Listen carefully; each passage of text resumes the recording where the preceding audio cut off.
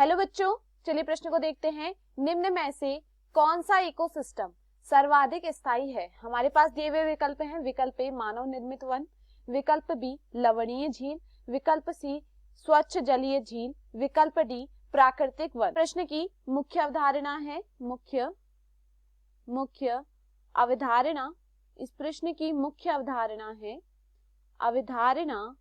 है इस प्रश्न की मुख्य अवधारणा है इकोसिस्टम।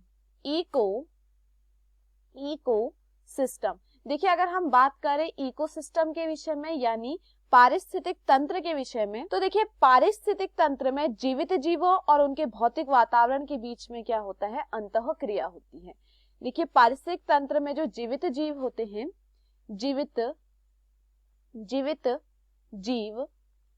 जीवित जीव और उनके भौतिक वातावरण उनके भौतिक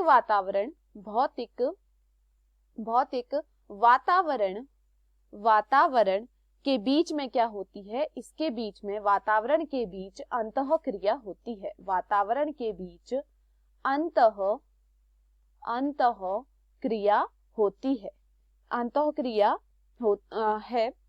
और यहाँ पर क्या होता है? यहाँ पर सामग्री का क्या होता है? आदान प्रदान होता है। और आदान प्रदान का जो स्तर है, आदान प्रदान का स्तर पारिस्थितिकी तंत्र की स्थिरता की व्याख्या करता है।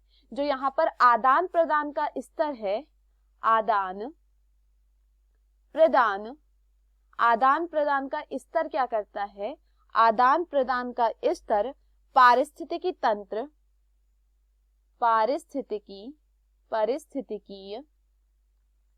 की स्थिरता की व्याख्या करता है। पारिस्थितिकी तंत्र की स्थिरता की व्याख्या करता है। तो देखिए यहाँ पर हमें क्या देखने को मिल रहा है? जो जैविक और अजैविक दोनों के बीच में जो आदान प्रदान होता है, उससे क्या होता है? पारिस्थितिक तंत्र में स्थिरता देखी जाती है। देखिए अधिक अंतःक्रियाएं या फिर सामग्री का आदान प्रदान जितना अधिक होता है, उतना क्या देखी जाती है? स्थिरता अधिक होती है। अब देखिए अगर हम बात करें झीलों के विषय में, तो झीलों के विषय में भी क्या है कि यहाँ पर भी क्या देखी जाती है? स्थिरता देखी जाती है पारिस्थितिक तंत्र में, जहां पर जीव क्या करते हैं? एक दूसरे के साथ क्या करते हैं? आदान प्रदान करते हैं। अब देखिए प्रश्न में क्या पूछा गया है यहाँ पर? निम्न में से कौन सा इकोसिस्टम सर्वाधिक स्थायी है?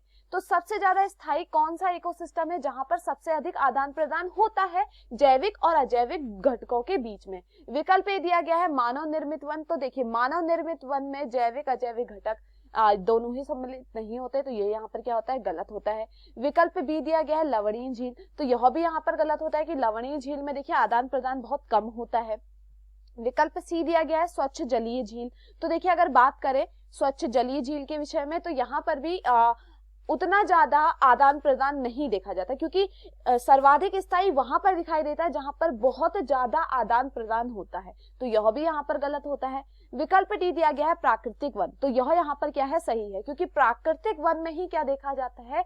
जो सबसे ज्यादा आदान प्रदान देखा जाता है, यहीं पर क्या देखी जाती है? सबसे ज्यादा अंतःक्रियाएं देखी जाती है। तो यह यहाँ पर क्या होता है? सही होता है। तो दिए हुए विकल्पों में हमारा सही विकल्प है विकल्प डी। मैं आशा करती हूँ आपको ये समझ में आया हो। धन्यवाद।